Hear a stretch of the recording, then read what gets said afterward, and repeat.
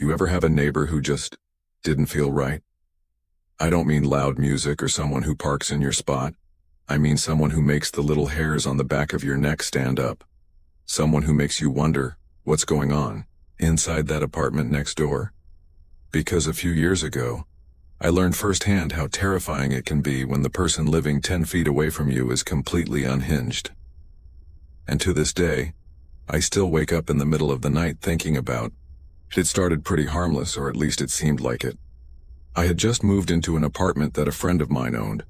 He had bought it recently, done a full renovation, tried to sell it but couldn't find a buyer. So I stepped in and offered to rent it in the meantime. It was a good deal, the place looked nice, and I thought it would be a smooth, temporary spot. But not long after I settled in, I noticed something off. It was my neighbor. She was a woman who at first glance looked to be in her mid-40s. But there was something about her appearance that made her look way older than that, almost like time had treated her harsher than it should have. Her skin looked tired, her eyes were heavy, and she always seemed to be in some kind of private world that no one else could enter. At first it was just little things, like hearing her talking loudly at night. I figured maybe she was on the phone, but then I realized she wasn't talking to anyone. She would sit up until morning listening to Christian radio shows, and she'd talk back to the voices on the radio, as if she were part of the broadcast. Sometimes she would argue, sometimes she'd laugh, sometimes she'd just mumble to herself. Now at first I just tried to ignore it. You know how it is when you move into a new place. You don't want to make enemies right away. But it got to the point where I couldn't sleep. I'd be lying in bed at 2, 3, even 4 in the morning, and she'd still be going, her voice carrying through the thin walls. So one night, after tossing and turning, I finally decided to do something about it. I walked over, knocked on her door, and waited. When the door creaked open, I got a glimpse inside. And honestly, it was like stepping into another world. Her walls were covered, every inch of them, with crosses painted in different colors. Not hung up, not decorations, but painted directly on the walls, overlapping, messy, childlike. In between the crosses were words scribbled everywhere. Jesus, angels, phrases I couldn't even make out. The windows were painted black, every single one, so that no sunlight could get in. The air was damp, heavy, and smelled of mildew. The carpet was old, yellow-stained, easily decades past its prime, and worst of all, there was dog shit scattered across the floor. But no dog anywhere in sight. Cockroaches crawled along the walls like they were part of the design.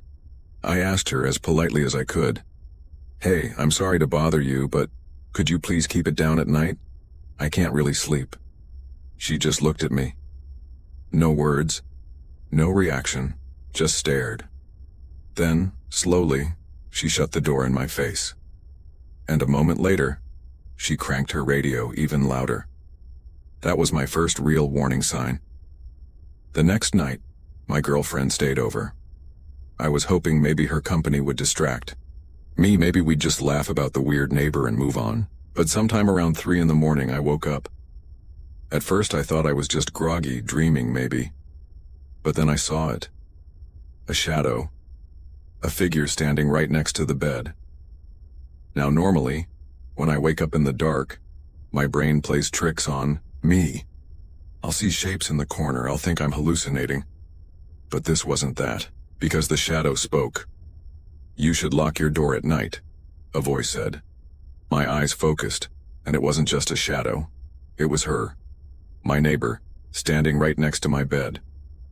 She had broken into my apartment, and she was holding something in her hand. Before I could react, before I could even move, she turned, walked out of the room, and let herself out the front door like she had every right to be there.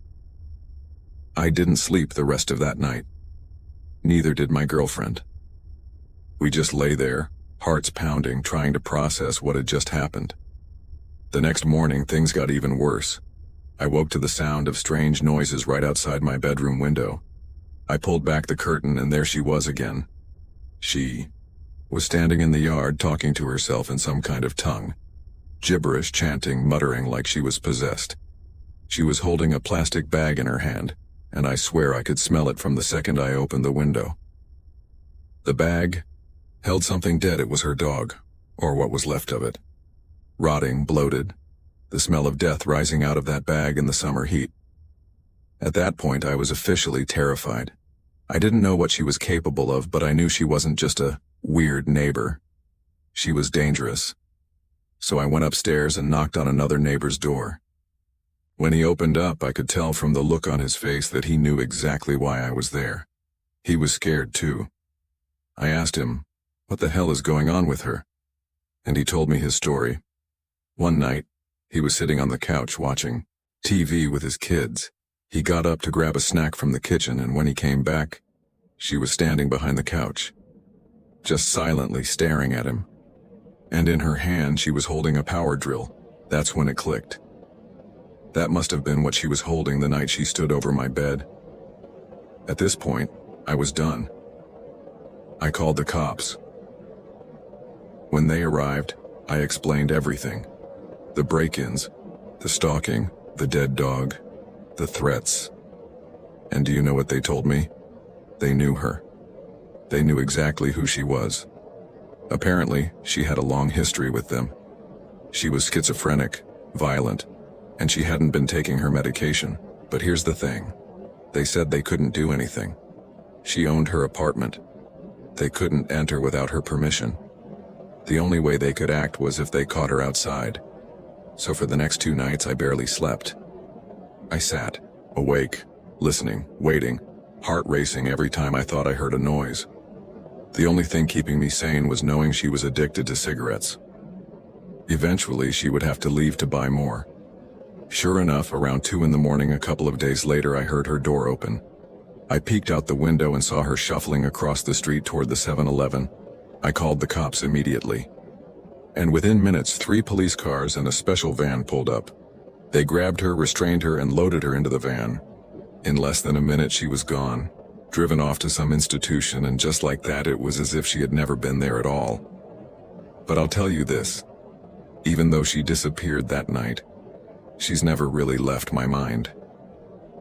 I still get nightmares of waking up to find her standing over me. I still dream about that moment when she leaned close and whispered, "You should lock your door at night. Some people leave scars you can't see." She was one of them. If you enjoyed this story and want to hear more chilling real-life experiences, make sure to like, subscribe, and follow True Threads.